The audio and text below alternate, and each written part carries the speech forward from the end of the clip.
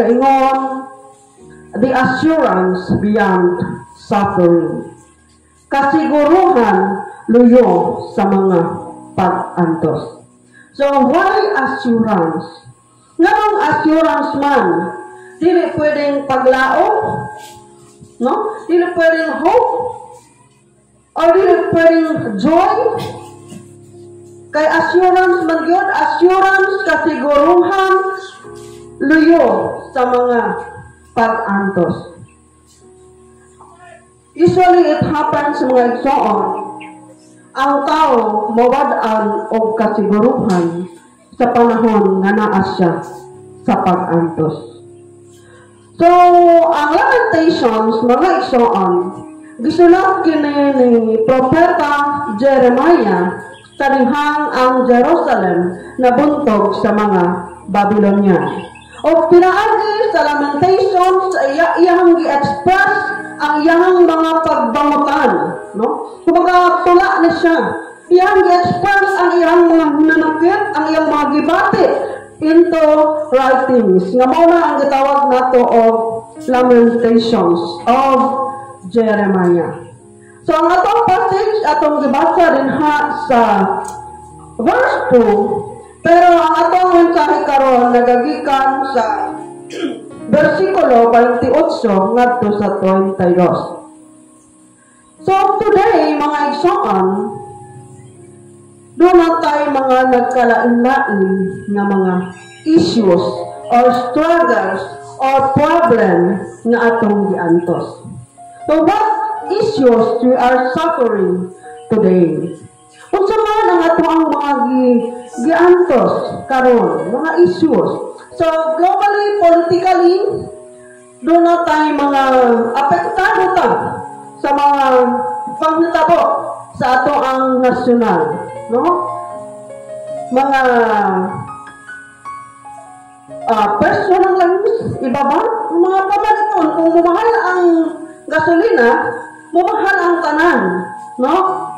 So, naay mga realista, ang uban naka-rally sila mga sweldo, sundalong kano palayasin, so mga rebellion against our government. Then, naay mga ingon anak, mo isa nga to ang current issues today, no? Struggles between our government and then ang ilahang mga para sa ilahang threat. Kung napansin niyo, kung matanaw mo ang TV, labi na ato ang Speaker of the House, si Attorney Claire Castro. Walay laing magawas sa iyang bakbak kundi mga Duterte. Walay laing ito ba? Kundi mga pilyot ang mga Duterte. Ngayon, in fact, ang mga Duterte, dili sila ang ato ang kumaga. They are not the one who govern our Philippines today. No? Pero, ambot lang ang sagyot, no? Ang iyahang problema, ang sagyot iyahang rason, nga nung ingon anak, ang kanunay na mugawas sa iyahang baba. So, we are struggling politically. Apektado ta ni anak mga igsoon, kaya ato ang mga ang kapangkamhanan wala nakapokus sa improvement sa atong economics, kundi nakapokus sa ilang personal na interest. Another issues we are suffering today, family problems, no? Walay kalinaw sa panimalay. Tanaw na to ang picture. Mga ginikano, magsigiglalis, ang anak apektado. And musangpot kinisa. How do you find this one? No? Pagbulag-bulag. Broken family. Another, health issues. No? We are suffering our health. No? Nagantos na tungod sa ato ang mga balatian. Health issues. Natay mga sakit-sakit, dili kalihok og tarong, kay natay mga gibati. Next, kini, common kayo sa tanan. What is this? Financial issues, financial struggle. No? Kita mo yan? bills, mga bayronon, problems, tax, crisis, death, no? Matod pa ni anhing teban, maayo pang matapos ang kalibutan kaysa matapos ang buwan. Kay grabe ang mga bayronon, mga Judith, no? Judith o si Jonah, mag-uban din na sila pirmi. So, mga issues nga ito ang giantos karon. And these issues leads us to mga broken hearted. Magsakit ang atong dughan tungod ni anak nga mga issues. So, kung nasakitan tayo ay umiiyak, nalulungkot. Kung tayo ay nalulungkot, dili naman nagbubot kayo ang ato ang huna-huna. Kung gubot ang atong huna-huna, yan. Dili na to ma-manage. We are slowly losing ourselves away. Hinahinay nga, mausab ang ato ang kinaiya, atong pamatasan, hangtod nga mawala ta sa ato ang normal na panghuna-huna. Sige. Now, what is the assurance beyond? No? Beyond those suffering, what is the assurance? Ingon sa din ha, these too shall pass. Kining tanan lumalabay lamang. Kanang mga problema, mga pag-antos nga atong gatulang muagi rana. Tungod kay ang pulong sa Dios nagingon, for men are not cast off by the Lord forever. Though he brings grief, he will show compassion. So great is his unfailing love. Nga bisan siya ang nagpadala sa mga kaguol.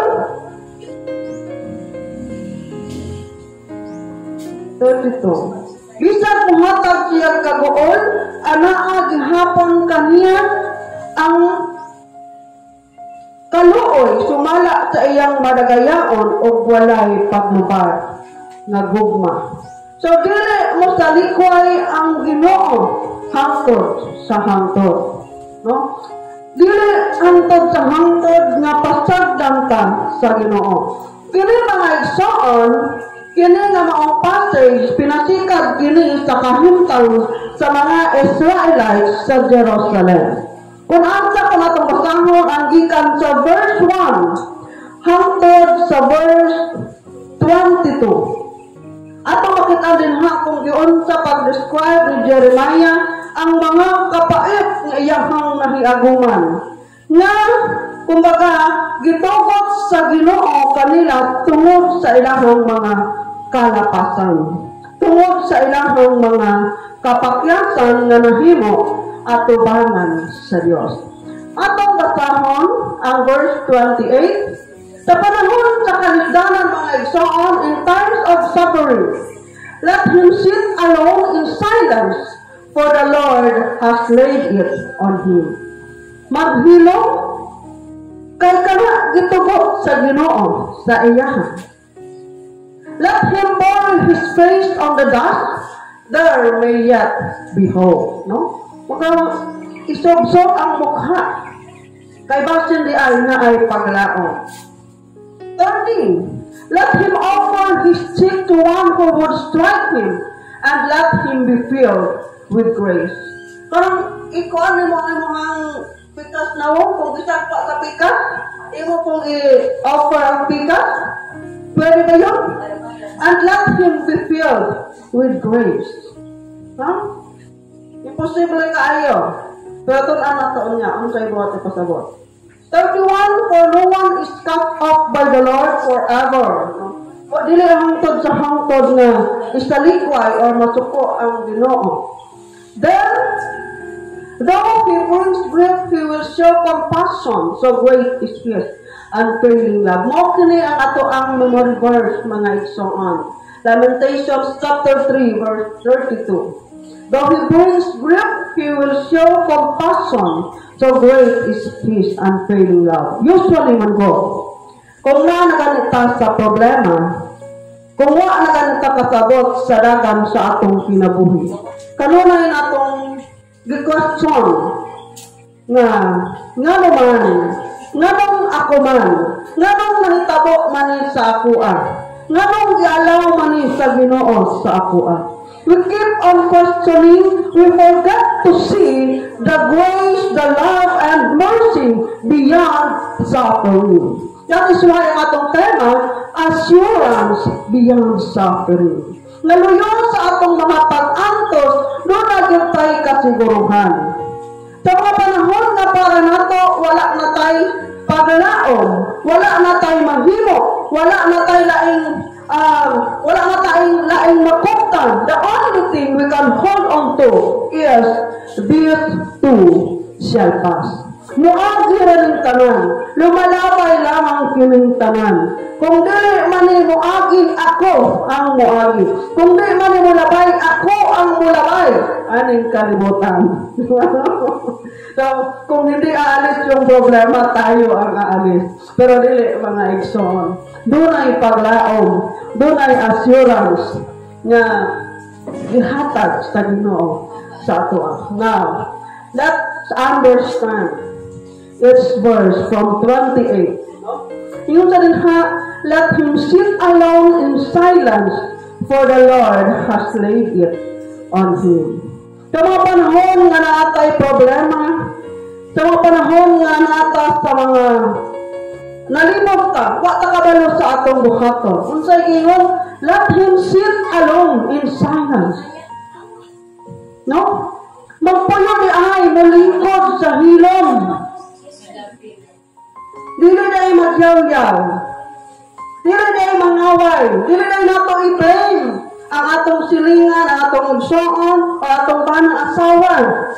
Dili na nato i-blame, mohilom di ay. So what does silence mean? Sit alone in silence. Nagpasabot to reflect. Kanang mamalandong. No? Mamalandong. Mawalandong taon sa kairasyon, nganong gitugot ni sa Ginoo sa akoa. Kung akong sukmatan ang akong katungkalhana, o kung maglagot ko, magmaoy ko, what will happen? Unsay maayo, unsay dili maayo nga akong dangatan. Kung magpadala ko sa akong kasuko, makahimo ko di maayo, mapasakitan na ko ang akong isig kaingon or mapatay na ko, what will happen to me? That usually happens. Kaya may mga magutang nagdulong ang akong pananaw. So kung magdulong gani ang pananaw, makalimot. So that is why, in times of suffering, sit alone in silence, reflect, and unsay sumpay, listening than speaking, and it is acceptance of God's will. Paminawon nato ang hunghong sa maayo. No? Paminawon nato, dili na magsigig pangutana, dili na magsigig nga naman, nganong ako man, nganong nahitabo man, deserve ba rin ako? No. Just silent. No? Listening, pamatian ang hunghong sa balaang Espiritu. O dawata ang kabubuton sa Ginoo. First and foremost, the first thing to move on or to be triumphant is acceptance. Dawato na to nga sakitan ta, dawato na to nga napakyas ta, dawato na to nga kita ang sadan, dawato na to nga sabiyaan ta, dawato na to ang tanan. Acceptance. Kaya para na siya ang first step nga mahimo kang magmadaugon.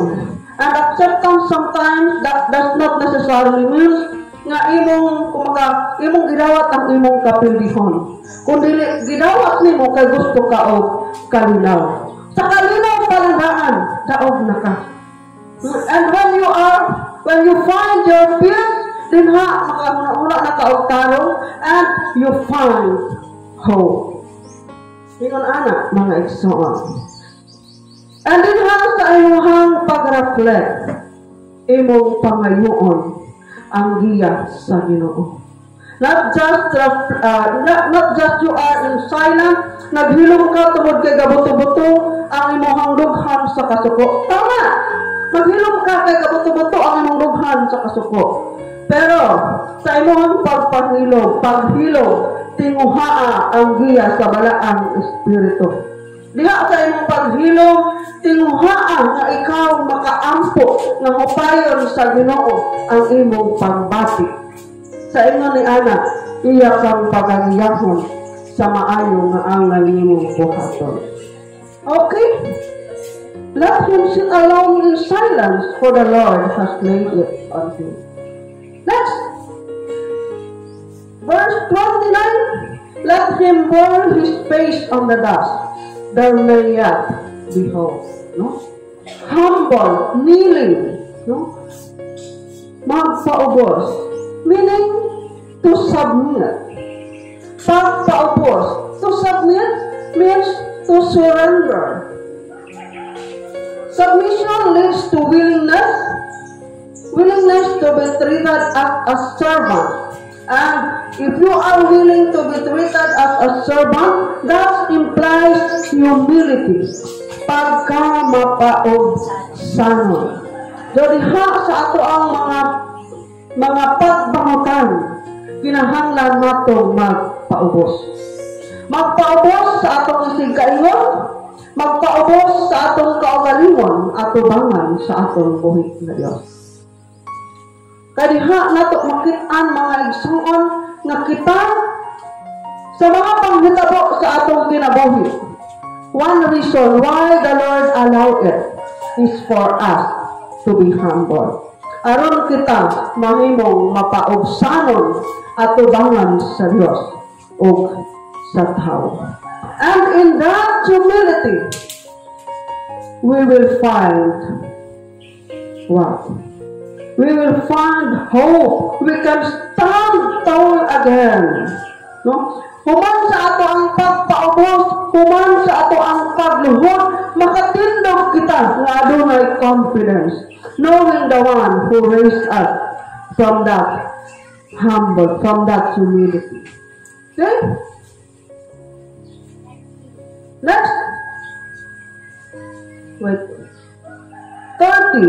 Let him offer his cheek to one who would strike him, and let him be filled with grace. Nagpasabot mga igsuon, patiently enduring. Patiently enduring suffering and absolute surrender. Kana bitong mapailubon ta nga nagaantos. Sometimes dunay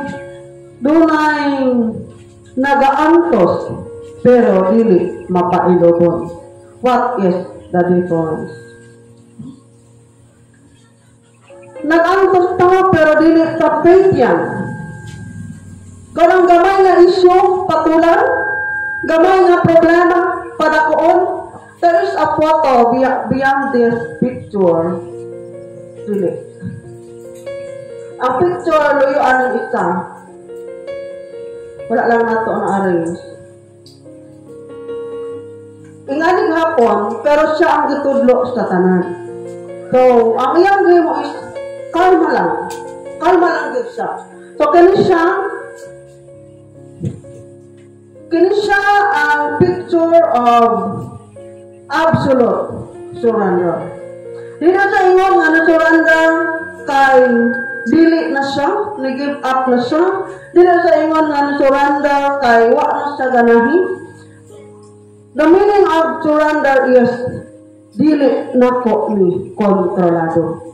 This is not the things for me to control. Kining akong giantos karon, this is not the things for me to carry. This is not the problem for me to shoulder. Kay kabalo siya. Kabalo ta nga ang Ginoo ang atong dalang tanan.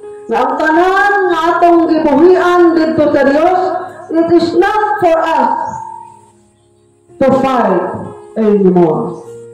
Whatever the struggles you have, asa man dito kanina sa manamention, financially, family, or personal issues nga atong gitagubang, kung dili na nato kaya, Kung ato ka nang isurrender sa Ginoo, ingon ani kahapsay ang atong paminaw. We will be patiently suffering if we surrender everything to God. Next. For no one is cast off by the Lord forever. Dili hangtod sa hangtod.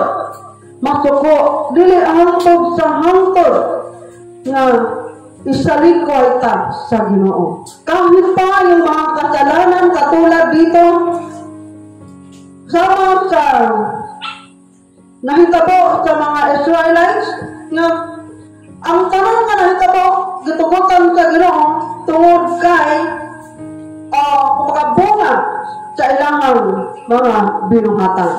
Kung atong tanawon ang ato ang Sunday school kaganina, it is a punishment. Punishment sa Ginoo sa ilaha. Pero ang sa ingon din ha sa verse 32, dili mo salikway ang Ginoo hangtod sa hangtod. In every suffering, doon na yun na yung mensahe, mga igsoon. There is a message. It is either to change you or to change the people that surround you. Ang mga panghitabo sa atong kinabuhi, it is either na usabon ta ni ana or usabon niya ang mga tao na nakapalibot sa ato. So that is why in times of suffering, importante yun niya maghilom o mamati, maghinuklog, mamalandong kung unsa ang mensahe sa Ginoo pinaagi ni ana. The last one. Though he brings grief, he will show compassion. So great is his unfailing love. Nabisan gitugot sa Ginoo ang mga pag-antos, ang mga kasakit. Sama sa mga nahitabo sa mga Israelita. He will show compassion. So great is his unfailing love. Gihapon kaniya ang kaluoy sumala sa iyang madagayaon o walay paglubad na gugma. This is the kumbaga, kini na passage mga igsoon kung ato kini sabton, ibutang nato sa atong kasing-kasing. This passage itself is the assurance for us. Usually, mahitabo mga igsoon, kung nag-struggle ganita, kung nagka-problema ganita, unang buhaton, dili mo simba. Kung magka-problema sa panmalay, nagkaluya o sa trabaho, dili mo simba. Atong una-unaan maigsoon lahat ng pangyayari sa ating buhay, maayo man o dili, kapabuton ka na sa Ginoo. Maayo man o dili, either reward ka na siya or punishment sa Ginoo sa ato. But the good thing is, bisan siya ang nagtugot ni anang tanan, ana gihapon kaniya ang kaluon. Pinasikad sa iyang madagayaon na gugma o madagayaon o walay paglubad na gugma. Nga naman mga igsoon, kay dili ikalipay sa Ginoo ang pagpaantos o pagsakit kanato. Dili niya ikalipay. Kung magasakit gihapon sa iyang buot nga kita masakitan, kita nag-antos, pero kinahanglan mo undergo ta ni anak. Sama sa atong pagdisiplina sa atong mga anak. Minsan, dili nato kalikayan nga madapatan, matinghagan. And after that, we realize na sakitan ang atong mga anak. O sakit sa atong buot. Ingon ana usab ang atong langit ng amahan. Kung ihamang gitugutan, dili na niya ikalipay. But, para na siya sa atong kaayuhan. So, in every struggles, in all the sufferings that we have, time will come that will be our great testimony. Mamahimo ka na natong mga istorya sa kadaugan sa pag-abot sa panahon. So, whatever we are struggling today, No? Unsa man ang ato ang mga giantos karon. Tabalakot tanan ta dunay mga giantos, no? Balatian, sakit sa dughan, problema sa pamilya, problema sa panimalay, hinumdumi igsoon, reassurance, na kanang tanan lumalabay lamang.